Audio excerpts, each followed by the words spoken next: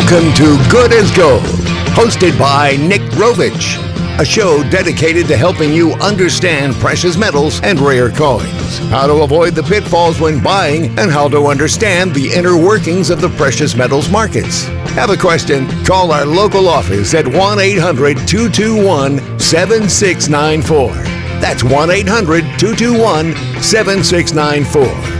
Or visit us online at www.americanfederal.com.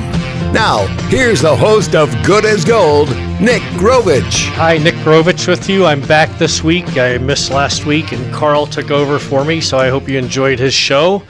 Last week, I was out in Los Angeles, and it was a lot of fun. I was with my fiance, and we went out and we taped a program called Moving America Forward with William Shatner and Doug Llewellyn. He's the guy who did Judge Judy and People's Court, I think it was. And it was really interesting because we went into the studios early and sat down with Doug Llewellyn, and he interviewed me and asked me a bunch of questions and tried to get a really good feel for the business. And of course, we talked days before that too, several times.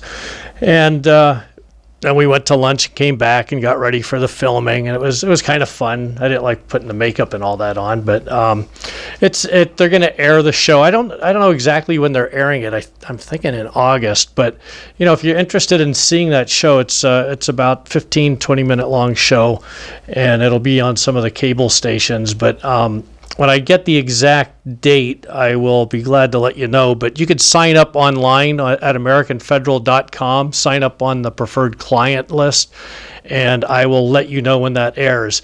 What was really interesting about it, if I have to say so myself, there were three other people being interviewed that day. I think we were by far the most interesting, of course. But there were a lot of young cameramen there, and everybody was walking around.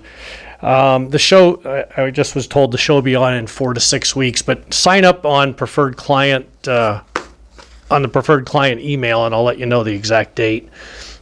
And it was interesting because I took some rare coins with me, and I took a kilo bar of gold. A lot of people have never seen a kilo bar, and I think a lot of the people that came in, again, not to say anything negative about their businesses, but they, one guy was talking about traffic signals, and another lady about cell phones, and kind of everyday type of thing. But when we got there, we had coins and gold.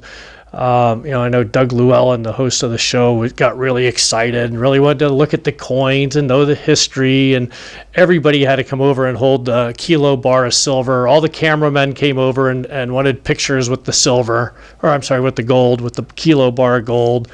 And as always happens, everybody started asking me, I have a 1899 penny, and I've got a buffalo nickel, and my dad collects coins.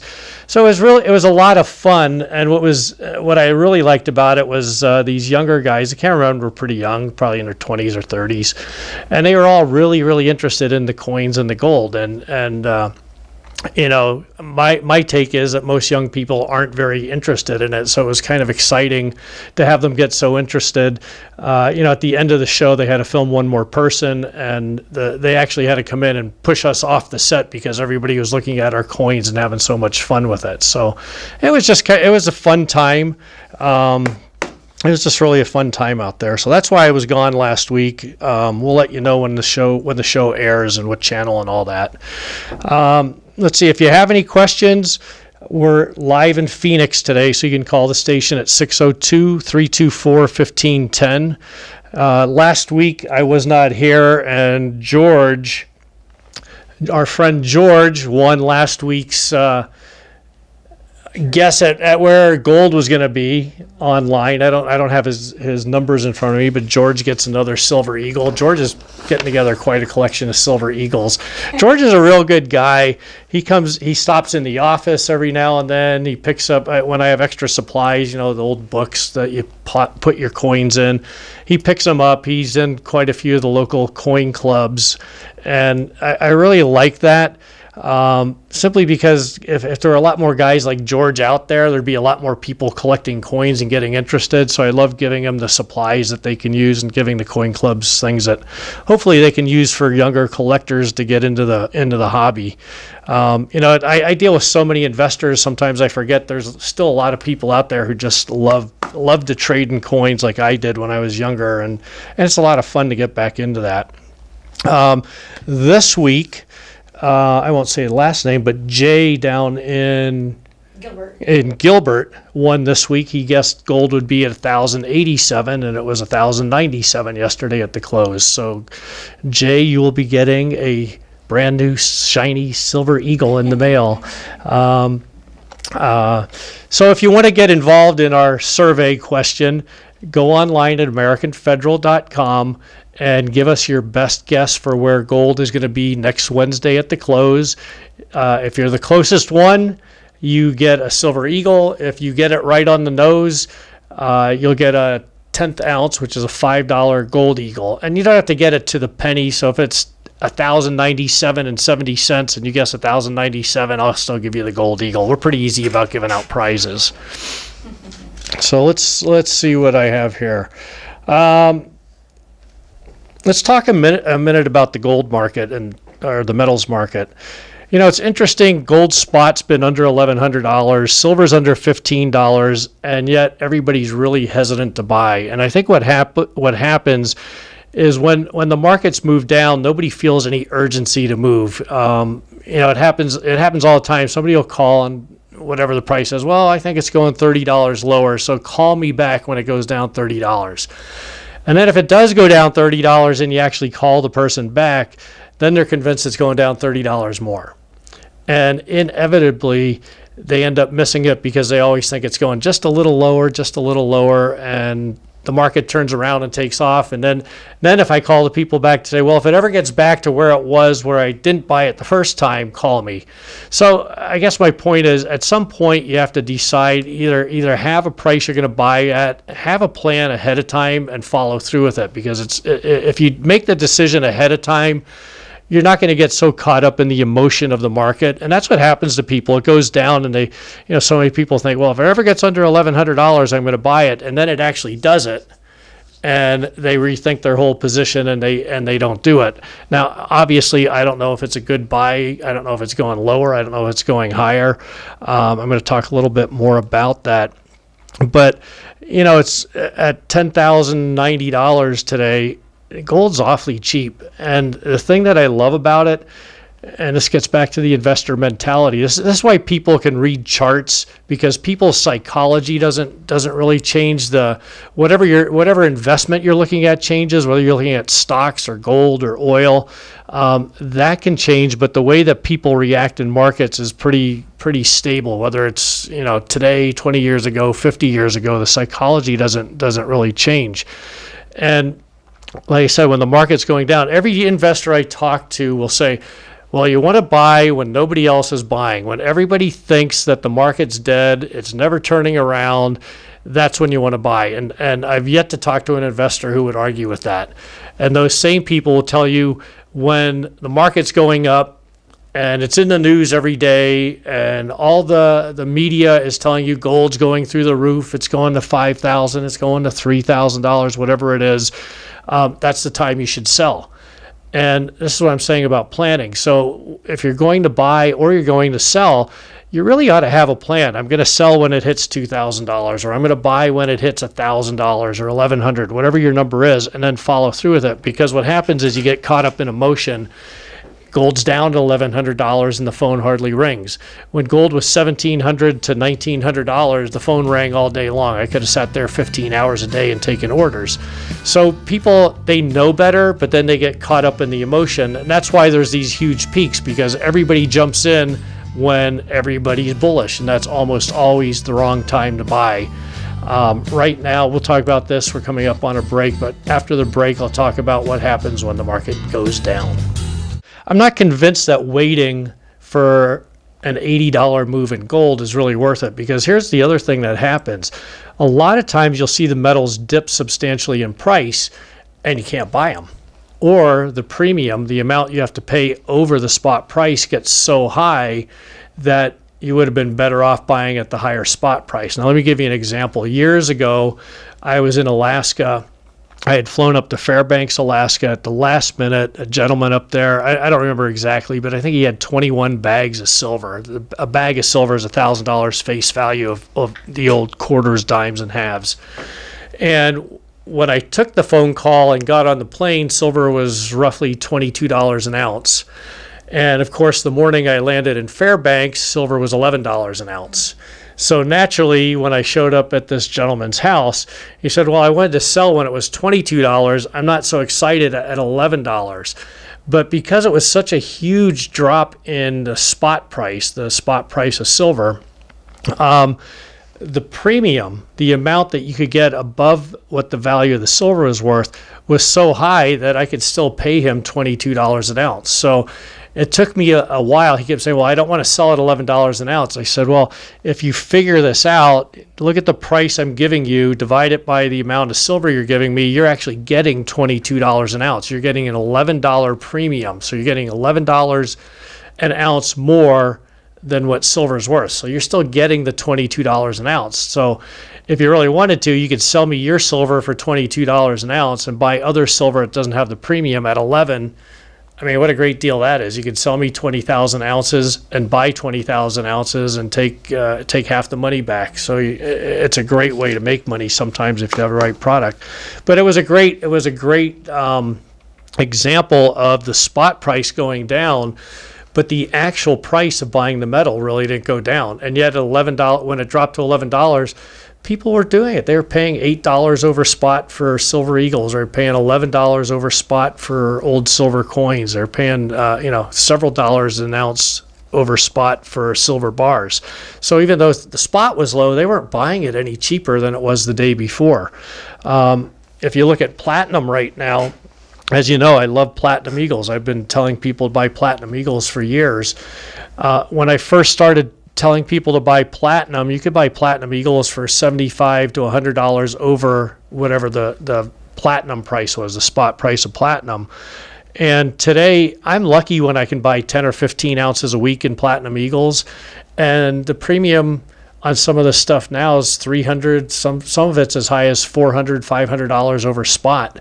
So clients that bought at $1,100 platinum, even though platinum's under $1,000 today, they're actually making a profit on the platinum eagles, because even though the price of the platinum has gone down, the premium to actually get the physical in their hand has gone up so high that they're actually making a profit. And that's one of the little things that we try to watch for. So when you're buying bullion coins or buying precious metals in a market like this, we try and buy things that maybe the premium would go up on as the price goes down, or if the collectors jump in. And I've talked about this a lot on previous shows as a good way of not only making money, but as a great way to kind of hedge yourself if the market goes down.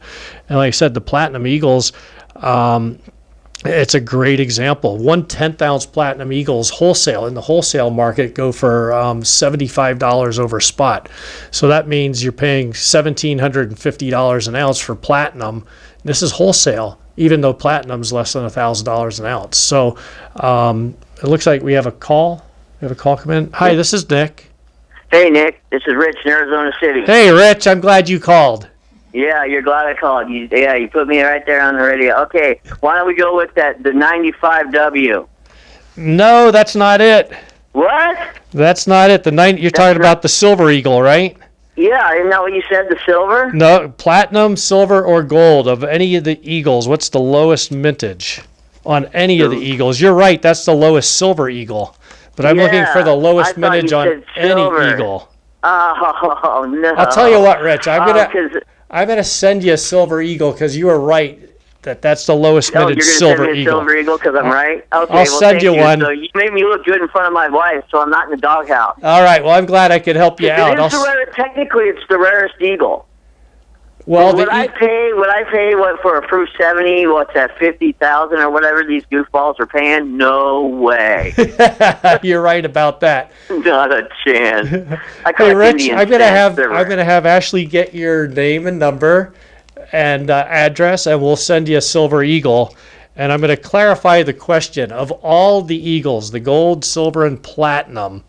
What is the lowest mintage coin? And I'm going to, because Rich misunderstood me and I want him to get out of the doghouse, I'm going to go ahead and send him a silver eagle. But there's one that's much, much lower mintage. The 1995 W is a low mintage silver eagle. It has about 30,000 coins minted, and they go for, rough numbers, about $3,500. But there's one that's much rarer. So let's get back to what I was talking about was the, when you look at the price of metals, the platinum eagles, that's just one example. Even silver eagles right now are very hard to get. The mint ran out of silver eagles last month because they sold so many. They weren't prepared when the price dropped. They weren't prepared for the demand that it created.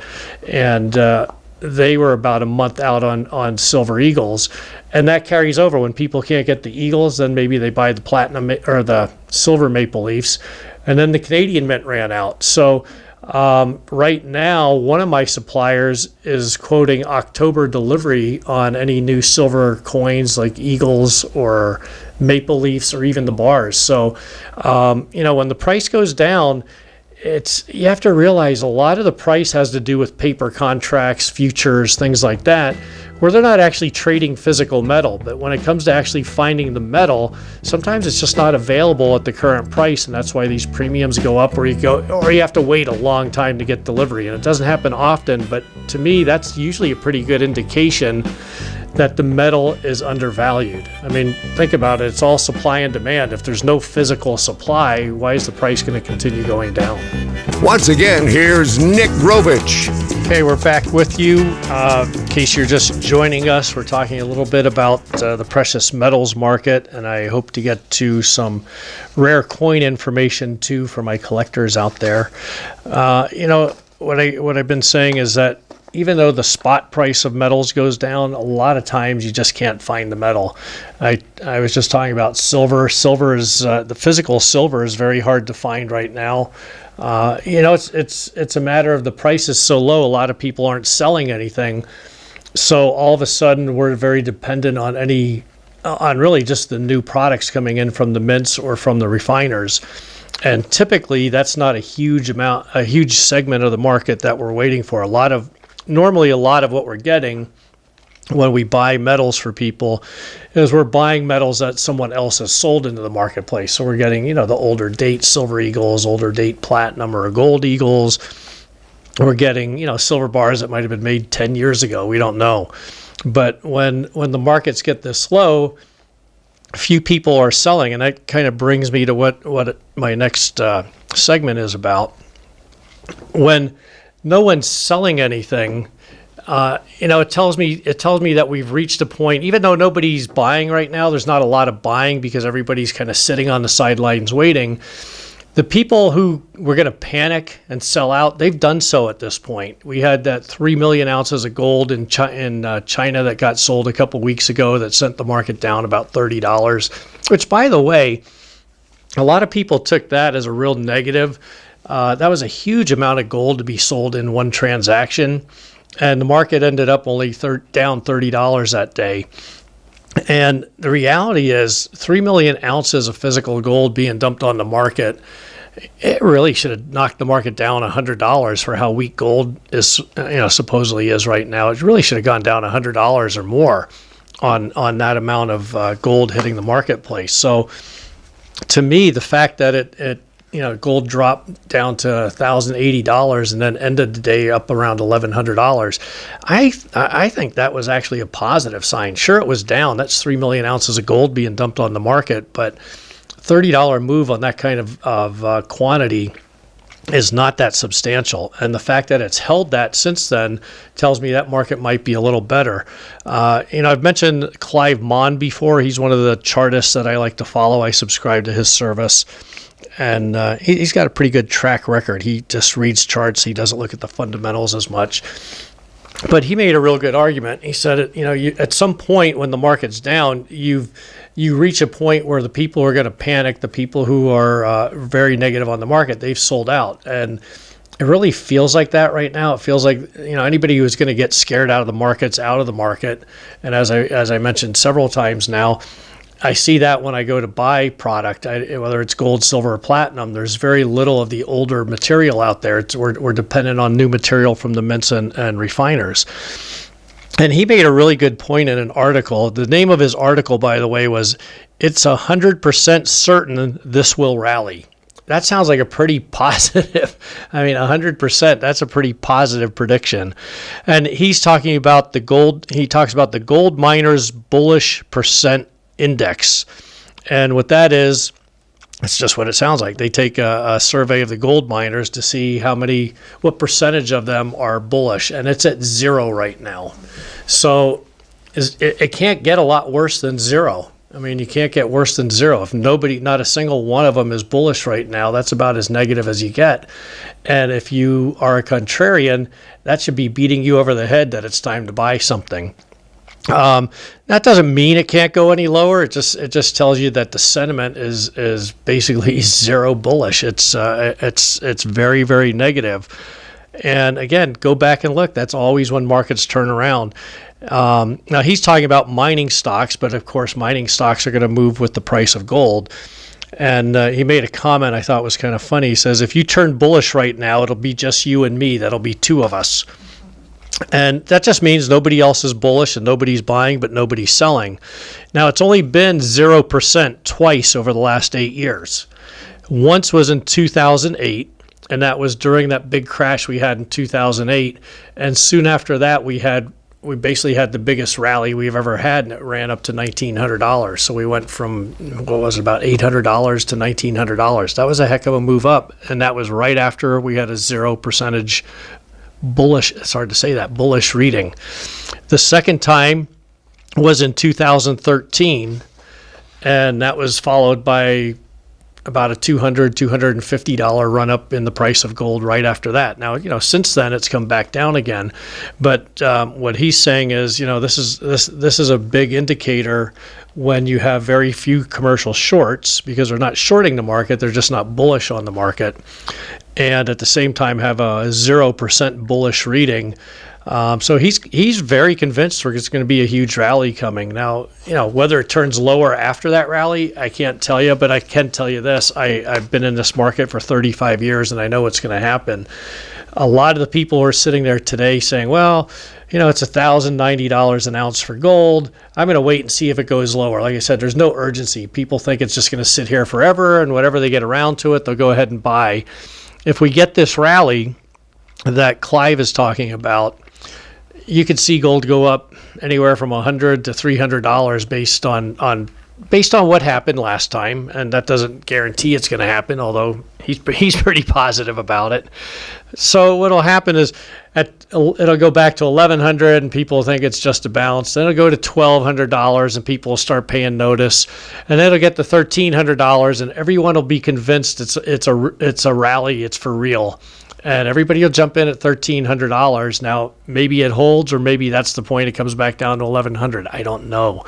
But that's typically what happens. And that's, unfortunately, investors, it's just human nature, I guess, to have a herd mentality. You have to have some guts right now if you want to jump in the market. If it's long term, you don't have to be real brave. Just buy a little and put it aside. But most people won't do it. And then after it moves and they buy higher, they're going to look back and say, I knew I should have bought at $1,100. I knew I should have bought. If it goes back there again, I'll buy. And if it does, they won't. So make a plan, decide if you want to buy, what the price is you want to buy at, and follow through with it. It's probably the best thing you can do. Plan it when you're not emotional. And so as the market's moving, you don't want to be making decisions. You want to already have your plan laid out. When it does this, I'm doing that, and follow through with it. It's going to serve you a lot better. So let's talk about some coins. As most of you know, it's been 25 years since I've really recommended coins. For the last 20 years, I've specifically told people not to buy rare coins, which has made me hugely unpopular in the coin dealer business. But I've mentioned this on a couple other broadcasts, the reason I'm looking at coins again is that the precious metals are so out of favor right now. And there's a huge segment I don't know if I'd call them investors or hedgers or what the proper term is, but there's a huge segment of people that just believe in hard assets, something that you can put your hands on and stick under your bed or in your safe deposit box as opposed to stocks. And those people are not likely, especially with where the stock market is right now, they're not likely to take their money and jump in the stock market. They might be tempted to buy interest-bearing accounts because the interest rate's going up slightly, although I don't know if another 0.5% or 1/4% makes that much difference for most of us. But a lot of people are looking for alternatives. I was watching Fox News, and one guest expert they had on the show was showing this huge, fancy yellow diamond that he had just bought. And I forget the man's name. It was one of the guys from Shark Tank.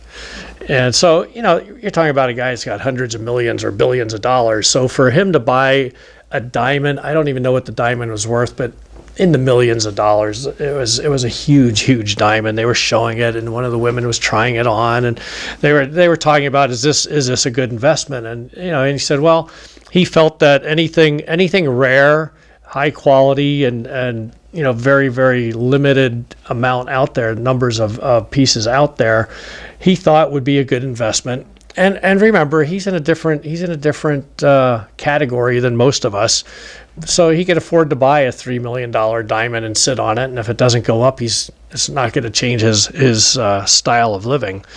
But I would tell you, for most of us, buying diamonds is probably a really bad idea. The markup on a diamond from the time they cut it to the time it ends up in a jewelry store and a retail outlet is as much as 1,000%. So it's pretty hard, it's pretty hard for the common guy to make money. Plus, it's pretty hard for the average investor to know where to buy a diamond. I wouldn't know where to tell you even go buy a diamond and pay a reasonable price. If you buy from a jeweler, not that jewelers are bad, but they're buying from somebody who bought from somebody who bought from somebody. So you're paying 5 or 6 different markups by the time it gets there. And let's face it, most jewelry's marked up 50 to 100%, even if it's discounted. They're making 100% profit. So to me, it's really hard to buy something and think it has to double to make money. And probably on most diamonds, again, if you have a really good source, you might be the exception, but most people don't. If you buy from a broker, one of the salesmen on the phone, you're not going to get a really good deal on it. And you have no liquidity when you want to go buy it. But that's one of the reasons, I'm kind of getting off track, that's one of the reasons I think the rare coin market will benefit. And it's not going to be everything in the market. It's not going to be mercury, dimes, and all the common coins, but I think you're going to see a shift towards rarities. And that's benefited, the high-end art market. It's probably benefited the high-end car market, and it'll benefit the high-end and rare coin market. The trick, of course, is knowing which coins have the best chance, not putting all your money into it. So if you have $10,000 or $20,000 to invest, and that's something you're counting on for retirement or something you're counting on that you need next year or two, rare coins probably aren't for you. But a lot of people I talk to are sitting on hundreds of ounces of gold or thousands of ounces of silver. And for those people, I think it's worth taking a look at this market, because I think you're going to see a lot of people looking for alternatives, and rare coins are a natural alternative. We'll talk about this more in a second. Once again, here's Nick Grovich. Okay, I'm back with you. If you are just tuning in for the last segment, we talked already about the precious metals market. I'm going to talk a little bit about the rare coin market. As I mentioned, I really have not recommended rare coins to people in the past 2 decades. And I'm just now telling people to take another look at that market. I think it's in a great position right now with the precious metals down, and people are looking for alternatives. The one good thing about rare coins compared to other collectibles is, in comparison, they're very liquid. Now, in comparison to gold and silver, they're not nearly as liquid, but in comparison to any other collectible, any collectible, they're a lot more liquid. You can't sell them maybe in one phone call over the phone, but you can get a rare coin and send it out and have it sold within a week, within 5 to 10 days if you need to, and still get a decent price.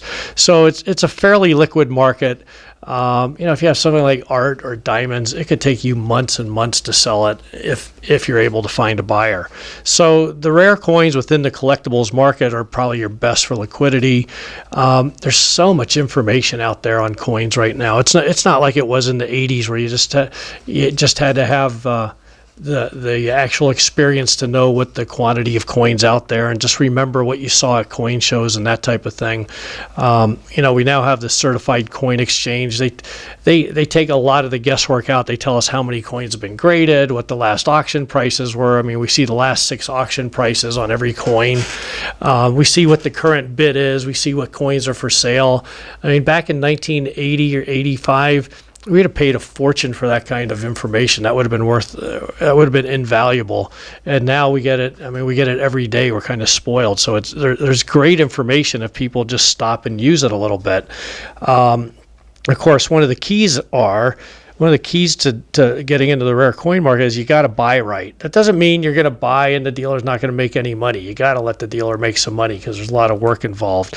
But, here's an example. Back in 1999, I did make an exception and I recommended 2.5 Indian heads in MS65. And at the time, I was selling them for $1,300 to $1,500 a coin. And there was another dealer who was really highly promoting them. The difference is he was charging $2,600 a coin. So when they ran up to $3,000, my clients were doubling their money and his clients were just barely breaking even. The coins finally went to $4,500 and then they topped out at $6,000. So, his clients who bought very, very early on at $2,600 and maybe $3,000, they were able to make some money if they actually ever got the information to sell the coins, which most of them didn't.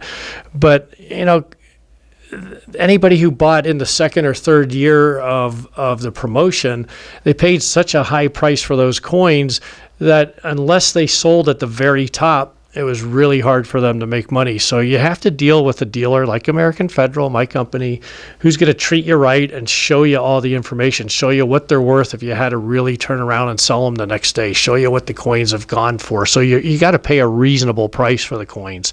And what I thought I'd try to do is just talk about a different area of the market, maybe every week in the last segment, talk about a different area of the market. Now, I've talked about barber coins, the barber dimes, barber quarters, barber halves before.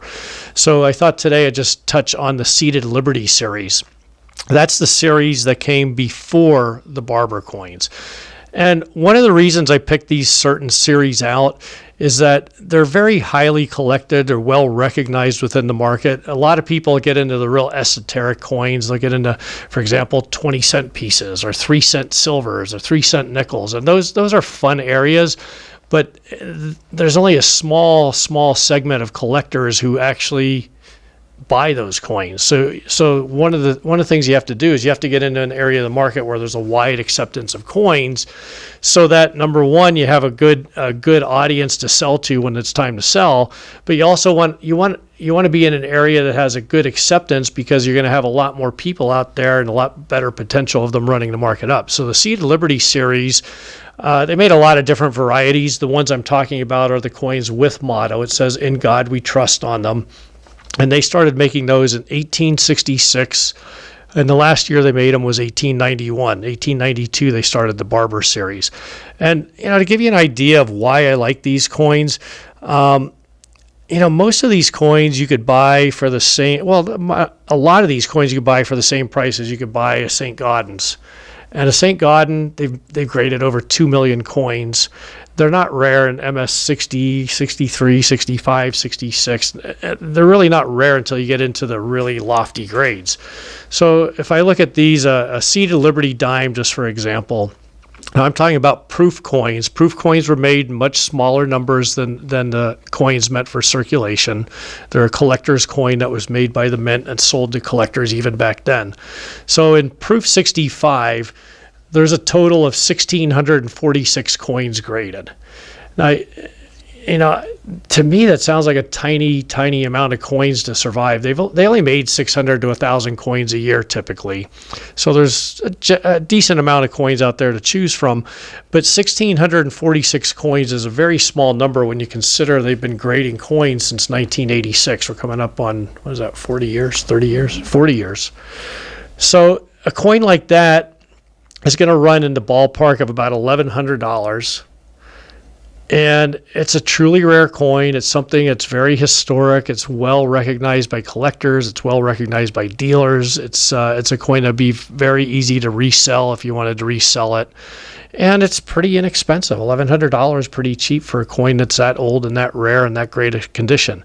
And that coin back in 1989 was worth wholesale $4,200, which means you would have been lucky to buy that coin in 1989. You'd have been lucky to buy one for $6,000. So if you look retail to retail, you're talking about $1,100 for a coin that used to sell for $6,000.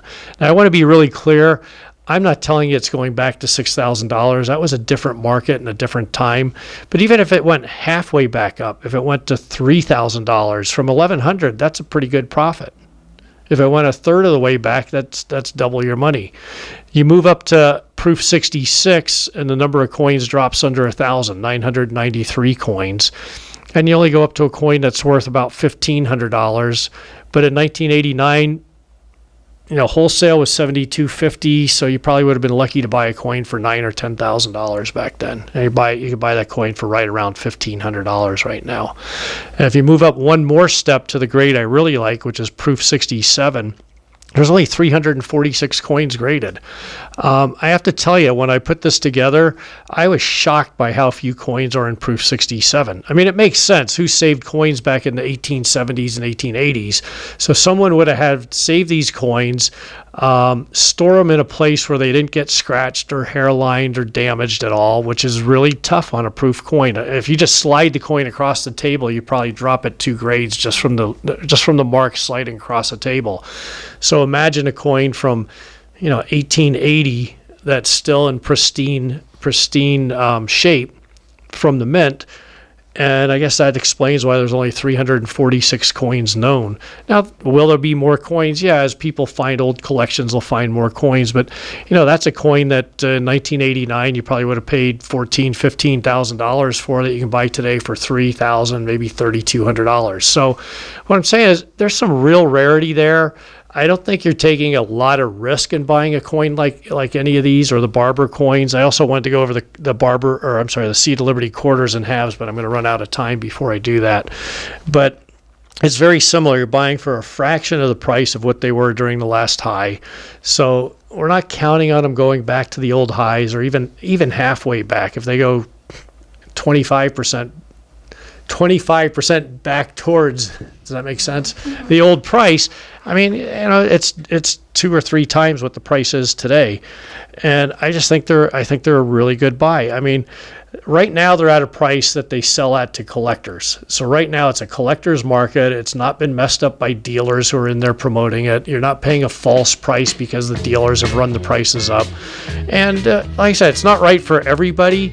But if you want to do something a little different with your money, here's some options for anywhere from $1,100 to maybe $3,500. You could get your toe wet and get into the market. If you want more information, call my office at 480-553-5282. We'll be glad to give you more information.